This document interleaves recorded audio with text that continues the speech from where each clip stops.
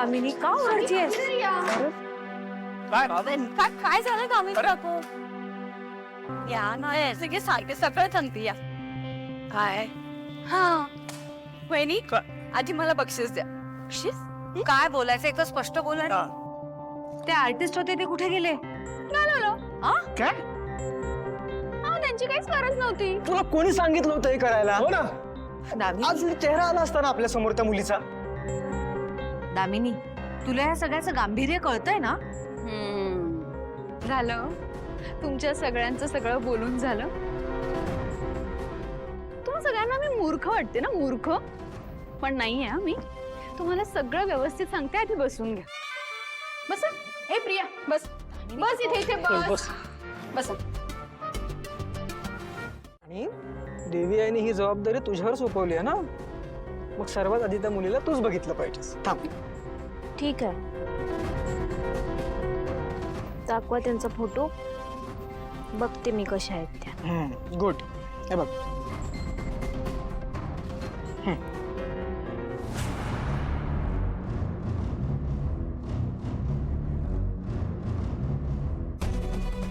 Paru,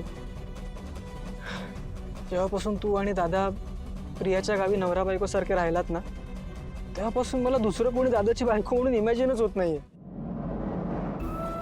Paru please थोडासा प्रयत्न करून बघ ना स्वतःला बदलायचा, तुझी भाषा सुधारायचा.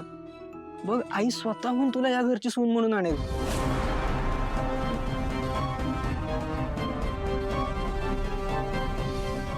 पारू,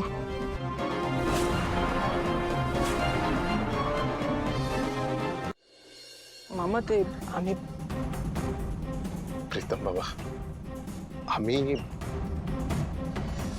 मातीतली माणसं आहोत.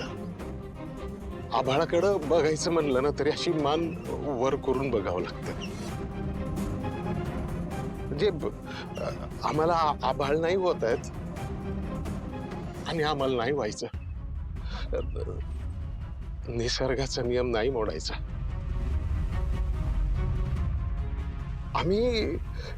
आम्ही जिथं आहोत ना तिथं ठीक आहोत. स्वप्न नका दाखवू. नाही मामा तसं नाही. प्रीतम बाबा प्लीज माफ करा मला.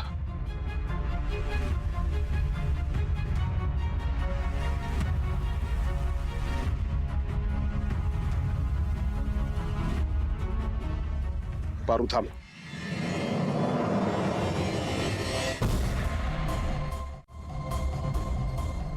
ते मालक आहेत आणि ते वाटेल ते बोलले ना तरी आपण ना असं हुरळून नाही जायचं. हा, आपलं डोकं आहे ना शाबूत आणि जागेवर ठेवायचं. नाही म्हणजे तू तुझी पायरी इसरणार नाही हे मला माहिती आहे. पर जेव्हा प्रीतम बाबा तुझं नाव आदित्य बाबांबरोबर जोडत होते तेव्हा तुझ्या डोळ्यात किर्लोस्कर व्हायची स्वप्न नाचली नाहीत ना?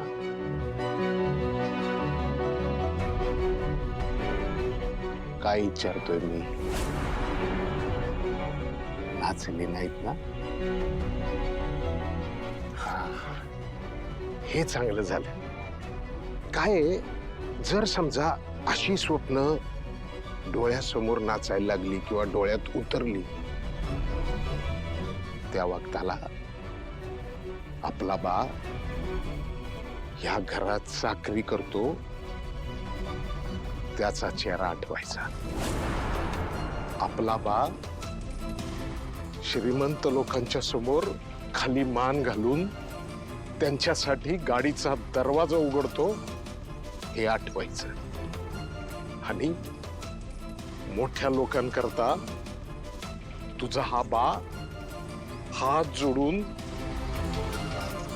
लाचार असतो हे आठवायचं. आपोआप तुला तुझी पायरी ओळखता येईल. कळतंय ना तुला मी काय म्हणतोय ते? कळतंय ना?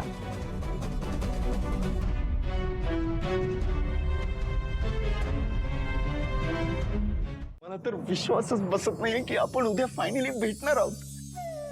किती वाट बघायला लावलीस यार मला. मी आजपर्यंत कुठल्याच गोष्टीसाठी इतका डेस्परेट झालो नव्हतो मी जितका तुला भेटायला डेस्परेट झालो. असं वाटतं आजची रात्र ना अशी फास्ट फॉरवर्ड मध्ये संपून जावी आणि उद्या सकाळी तुझा चेहरा दिसावा.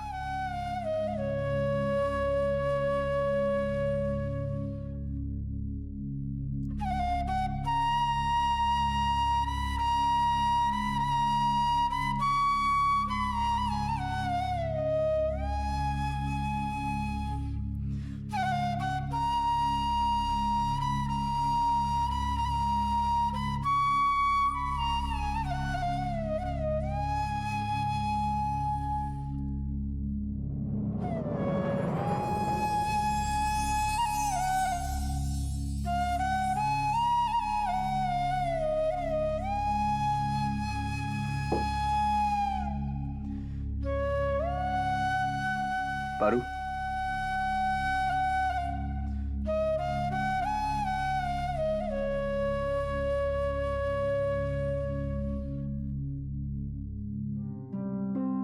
पारू,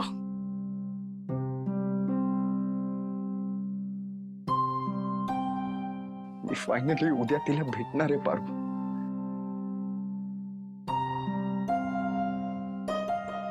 तुला माहितीये पारू, मी इतका